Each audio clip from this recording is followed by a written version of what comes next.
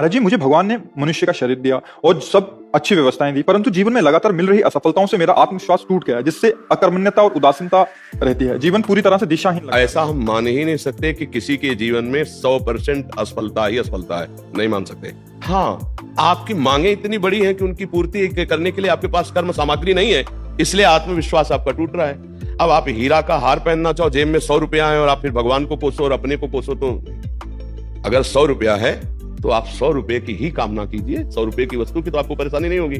ऐसे ही आपका प्रारब्ध कर्म आया है, अब आप उसके अनुसार चलेंगे तो ठीक है, और उससे ज्यादा मांग करेंगे तो उसकी पूर्ति होगी नहीं। तो आप चाहे भगवान को कोसो चाहे अपने को कोसो, उससे कोई लाभ होने वाला है नहीं। इसीलिए विवेक की जरूरत है, ज्ञान की जरूरत है। क्या आप असफलता समझते हैं? आपको बोलना सिखाया, आपके कान है, कितनी सामग्री आपको भगवान ने दी, सफलता ही सफलता है। आप नाम जप कीजिए, आप तपस्या बढ़ाइए, आप सत्कर्म बढ़ाइए, उसके अनुसार आपको लाभ मिलेगा।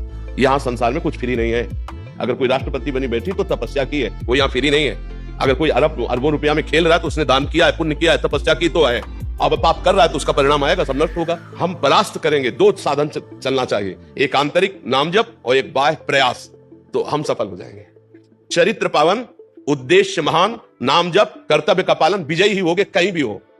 पूर्व का कर्म आपको बाधा पहुंचाने के लिए आएगा तो हमारे पास नाम है, नाम से उसको मिटाएंगे। जो नाम जप कर रहे हैं ना, उस भजन बल से उसको मिटाएंगे। वो भजन बल से नष्ट होता है, बाहरी व्यवहार से नष्ट नहीं होता। जी महाराज जी, ग्रस्त में रहते हुए बिना विवाह किए जब तक माता पिता हैं उनकी सेवा तथा बाद में घर में रहकर भजन करके भगवत प्राप्ति कर सकते हैं या निवृत्ति मार्ग अपनाना पड़ेगा? नहीं, निवृत्ति मार्ग में कहीं जाने की जरूरत नहीं, घर में भजन करो। निवृत्ति का मतलब होता है अंदर की वृत्ति हटाकर भगवान में लगाना। अच्छा, कहीं ना कहीं सत्संग सुन रहे हैं, कहीं ना कहीं शास्त्र स्वाध्याय कर रहे हैं, किसी न किसी महापुरुष को आदर्श मान रहे हैं, तो हमारा सब ठीक है। स्त्री शरीर है, घर में रहो, घर में पवित्रता से जीवन निर्वाह करो। और धन्यवाद है कि आप संसार के राग में नहीं फंसना चाहते, पर यह ध्यान दीजिए कि अगर संसार में आप ब्याह नहीं करते तो आपका ब्रह्मचर्य अखंड होना चाहिए। मतलब ढोल में पोल वाला खेल ना खेले। अगर अपने अंदर पुरुष के प्रति आकर्षण हो तो बढ़िया धर्म पूर्वक ब्याह करे और खूब नाम जप करे और गृहस्थी में चले। और जब यह है कि हमें ब्याह नहीं करना तो इसका मतलब आजीवन हमको फिर संयम से रहना। फिर ये ना हो कि जैसे आजकल गंदी बातें होती ना कि ब्याह से कोई मतलब नहीं, आज मनोरंजन का समाज बनता जा रहा है, फिर ऐसे मतलब बहुत हानि हो जाती है। ऐसा नहीं होना चाहिए। किसका प्रश्न? हाँ, तो मनोरंजन का नाश हो तो फिर विरक्ति अंदर की, मनोरंजन हो तो फिर कोई बात नहीं। अगर आपको ब्याह नहीं करना है तो आजीवन ब्रह्मचर्य रहिए, जब तक परिवार के सदस्य उनके बीच में, जब नहीं हो रहे तो उसी घर में एकांत सेवन करते हुए भजन करते रहिए।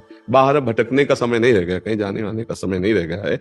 नाम जप करो, एकांत सेवन करो, परिवार की सुरक्षा में रहो, ऐसा समय है। और हमें लगता है